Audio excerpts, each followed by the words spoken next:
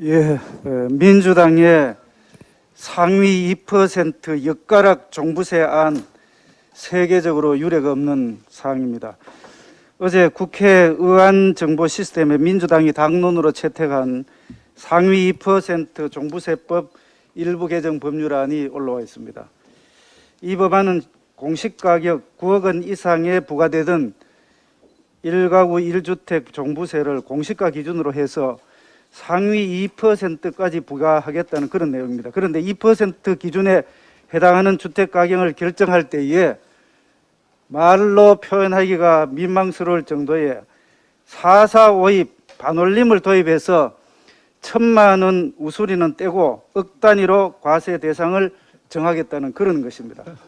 예컨대 상위 2% 선의 주택 공시가격이 원래 11억 한 2천만 원 정도로 추정이 되는데 여기에 반올림을 적용하면은 11억 원이 과세 기준선이 된다는 것입니다.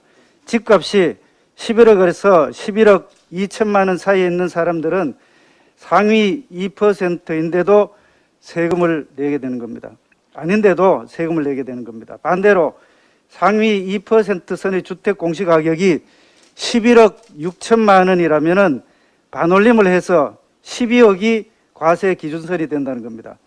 집값이 상위 2%에 속하지만 11억 6천만 원에서 12억 이하인 그런 사람들은 종부세 대상에서 빠지게 되는 그런 셈이 됩니다.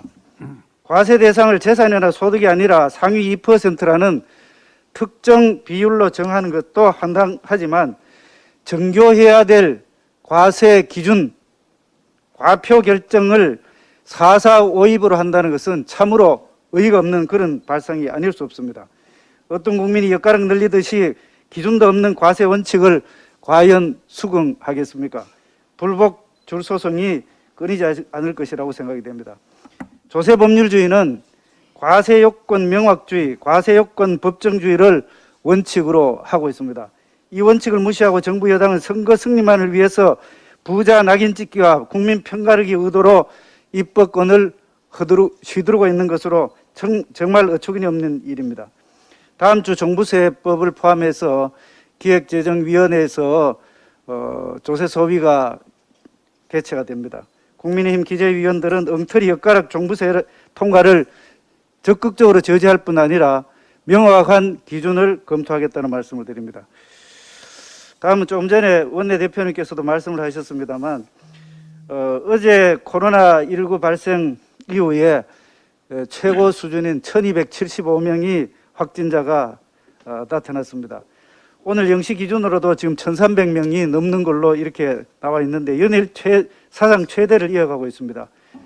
그런데 정부는 국가 봉쇄 조치에 뭔가는 새로운 이런 상황에서 드디어 4단계 조치 발표를 했습니다.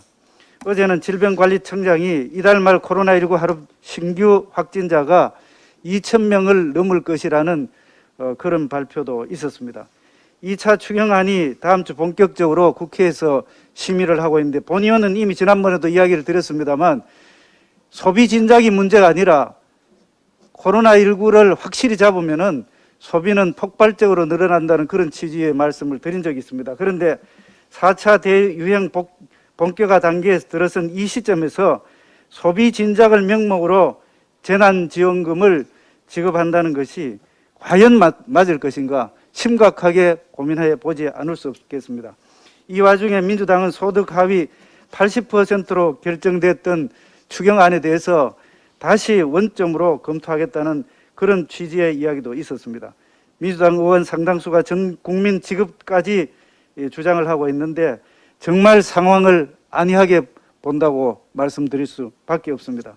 추경이 필요하다는 데는 공감하지만은 자칫 소비 진작에만 매몰된 나머지 추경을 집행을 하게 되면은 과연 코로나19 상황은 어떻게 될 것인가 심히 우려스럽습니다. 추경안 편성 이후에 코로나19 상황이 급격히 변한 만큼 방역 강화로 가장 큰 피해를 입은 자영업자와 소상공인 저소득층에 집중되도록 철저한 심사가 필요하다는 말씀을 드립니다. 이상입니다. 예, 유승열 간사님 말씀처럼 세금 부과도 이게 엿장수 마음대로 축인데 이게 완전히 이 동네 구멍가게에도 사실 이렇게 안 할 것 같은 느낌이 드는데 이런 주먹구구식 세무 입법을 하겠다는 정부 여당이 참으로 한심하기 짝이 없습니다. 다음 우리 이달근 간사님.